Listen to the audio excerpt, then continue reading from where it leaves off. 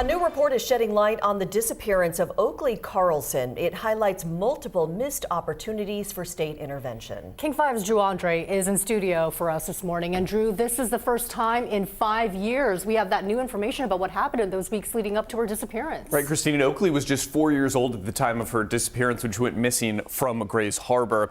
Now, this review shows that Child Services received 14 different reports from people with concerns about Oakley, including a serious one just 2 weeks before her disappearance. Oakley was in foster care as a baby, but a couple years later, she was returned to her biological parents. A caseworker did visits for a few months, then COVID hit, and they became virtual visits before a judge ruled Oakley released from the state's care. But here's one example of a troubling event since then. Around Christmas of 2020, the report says someone called the Department of Children, Youth and Families saying Oakley was seen with scratches and bruising near her eye.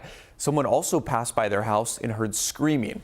The report says, quote, Oakley's mom wouldn't allow the caseworker into the home and stated she was afraid of CPS. From outside the home, through a sliding glass door, the caseworker saw Oakley and a sibling.